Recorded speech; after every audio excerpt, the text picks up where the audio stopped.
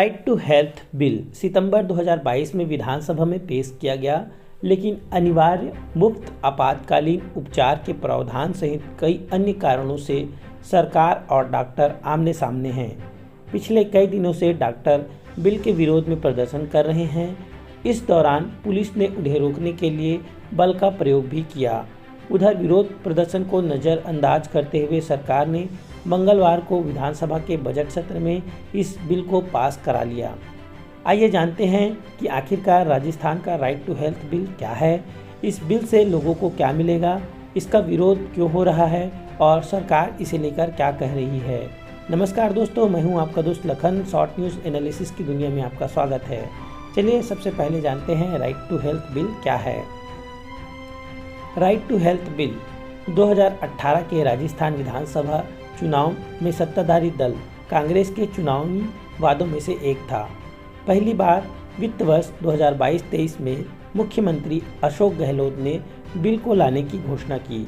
इसके मुताबिक सितंबर 2022 में विधेयक को विधानसभा में पेश किया गया, लेकिन अनिवार्य मुफ्त आपातकालीन उपचार के प्रावधान सहित कई अन्य कारणों से यह आगे नहीं बढ़ सका।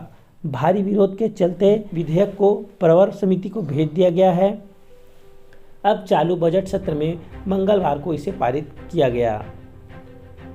अब जानते हैं इस बिल से लोगों को क्या मिलेगा। दोस्तों, इस बिल के पास हो जाने से अस्पताल मरीजों को उपचार के लिए मना नहीं कर पाएंगे, इसलिए राइट टू हेल्थ विधेयक इसे कहा जा रहा है।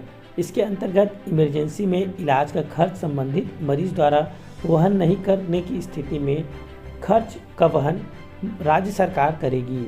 राइट टू हेल्थ विधेयक के तहत राज्य स्वास्थ्य प्राधिकरण लॉजिस्टिक शिकायत का भी गठन किया गया है।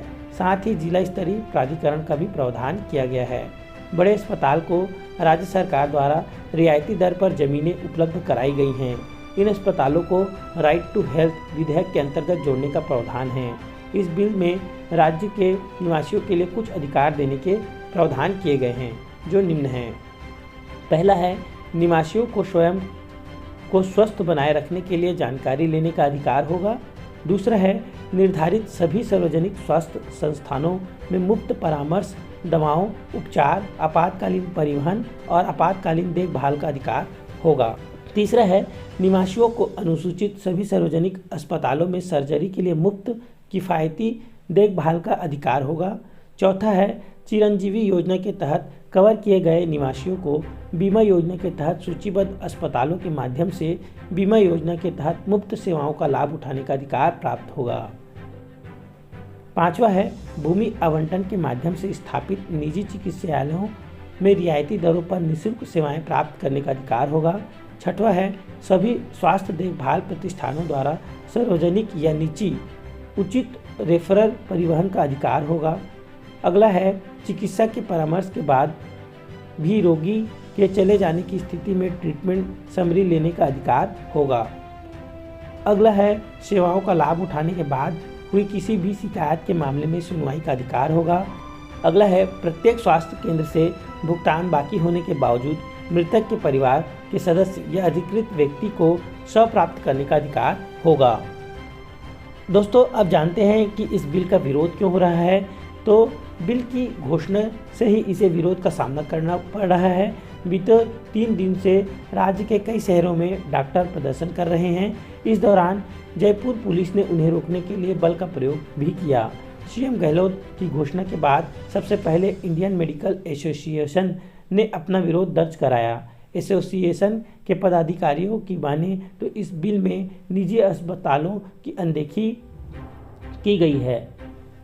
एसोसिएशन के पदाधिकारियों की माने तो इस बिल में निजी अस्पतालों की अनदेखी की गई है। आईएमए ने इस बिल को राइट टू डेथ करार दिया है। बिल में निजी अस्पतालों को भी सरकारी स्कीम के मुताबिक सभी बीमारियों का इलाज मुफ्त करना है। विरोध कर रहे संगठनों का कहना है कि सरकार अपने सरकारी अस्पतालों में योजनाएं चलाए, लेकिन निजी अस्पतालों पर जबरन बिल लागू किया गया तो निजी अस्पताल बंद होने के कगार पर पहुंच जाएंगे।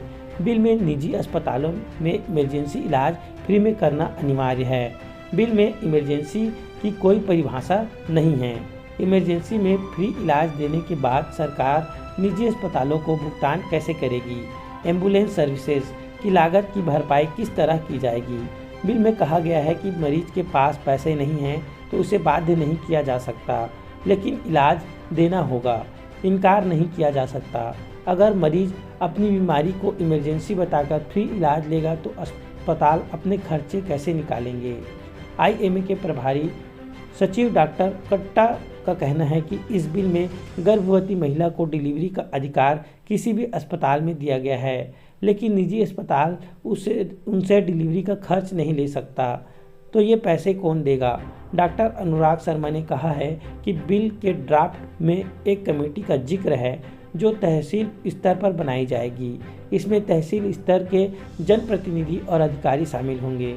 कमेटी को अधिकार होगा कि वह कभी भी किसी भी अस्पताल की जांच कर सकेगी और अस्पताल का रिकॉर्ड भी देख सकेगी।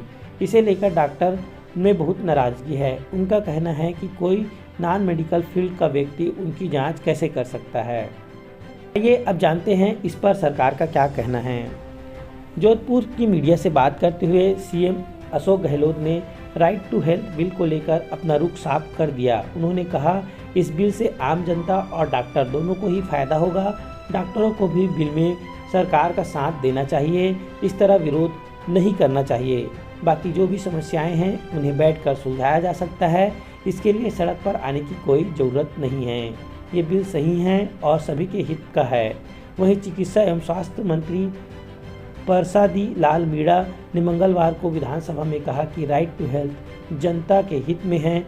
उन्होंने कहा कि राज्य सरकार के सभी सदस्यों के सुझाव के आधार पर इस विधेयक को प्रवर समिति को भेजा गया है। विधेयक में सभी सदस्यों एवं चिकित्सकों के सुझाव शामिल किए गए हैं।